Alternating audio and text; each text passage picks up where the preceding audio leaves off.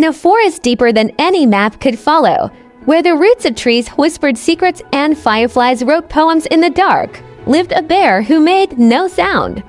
His name was Whisper, not because he whispered, but because he didn't. He hadn't made a single noise since the day he was born. And yet, he was known in every corner of Fernvale Wood, not for his strength or his size, but for his silence. He was the kind of bear who stopped to fix nests knocked down by windstorms. The kind who would carry a turtle across a busy stream, even if it made him late. Whisper did not need words to be kind. He simply was. Every animal had a story about him. The chipmunks said he once rescued a newborn rabbit from drowning. The squirrels said he spent 3 days untangling a hedgehog from bramble. The raccoons swore he cried when the first snowfall buried a foxhole. Still, some wondered why he never spoke. Maybe he can't, said the magpie. Maybe he just doesn't want to, said the lynx. Or maybe, said the old badger, he's saving his voice for something truly important. Whisper didn't answer. He just smiled, a slow, careful smile that looked like he was remembering something far away. Every night, he climbed the same hill, just as the sun slipped behind the trees, and watched the sky until the stars peeked through. He never howled at the moon. He never hummed a song. But sometimes, if you stood close enough, you could hear his heartbeat like a drum made of moss and memory. On the first full moon of autumn, the silence broke. A thundering crash shook the canopy. It came from the northern edge, where cliffs sliced into the sky and winds roared through the branches like lost wolves. Whisper felt it in his bones. He moved faster than anyone had ever seen him move, through thorn and fog, across icy brooks and fallen trunks, toward the sound. And there, tangled in frost-tipped vines and shivering beneath a broken wing, was a young barn owl. Her feathers glowed like pale fire. Her eyes were wide, but unfocused. "Are you someone?" she asked into the air. Whisper said nothing. But his paw brushed hers, gently. Like a feather caught in wind, she flinched, then sighed. "I can't see. I hit the wind wrong. I don't know where I am." Still, no answer, but she felt him place something beside her. A cluster of berries, a folded fern, a smooth stone.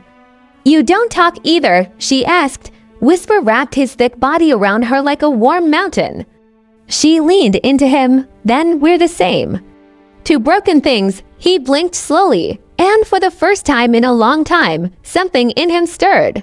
The owl's name was Luma, and while her wings slowly healed, her eyes remained lost in darkness. Whisper became her map. He taught her the forest not by showing it, but by shaping it. Every morning, he would guide her paws to touch different leaves. Smooth bark, rough stone, soft mushroom caps that glowed under the moonlight.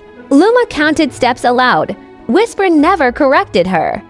He just waited, patient as earth. "I think your silence makes me braver," she said one night, perched on his back. "You don't tell me what to do. You just let me learn," Whisper hummed. Not a sound, just a vibration from his chest. It was the closest thing to a song he had ever given. But not all shadows in Fernvale were kind. A starving fox, driven by hunger and cold, stopped them for 3 days.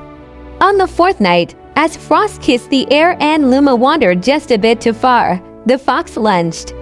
She heard the snarl, she froze, then she felt it.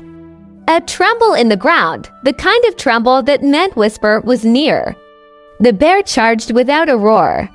His steps shook the trees, his eyes burned with silent fire. He didn't bite, he didn't claw.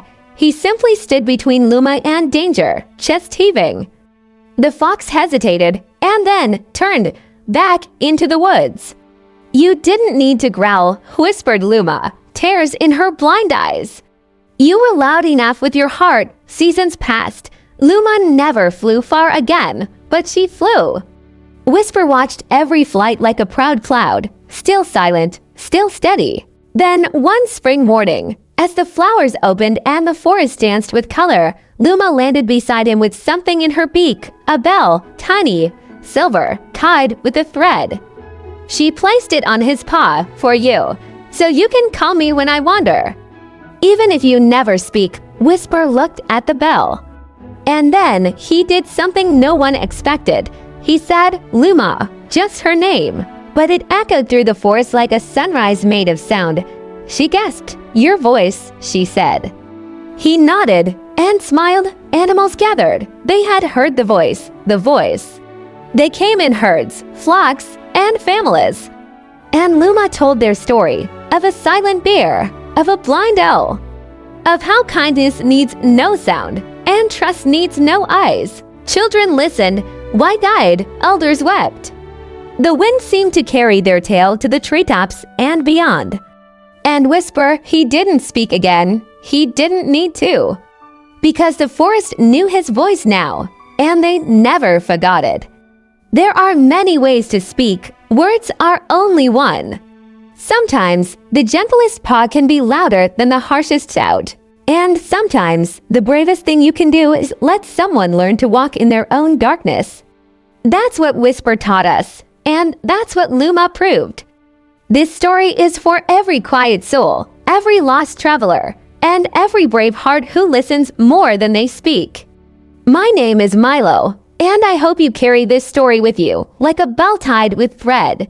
Until next time.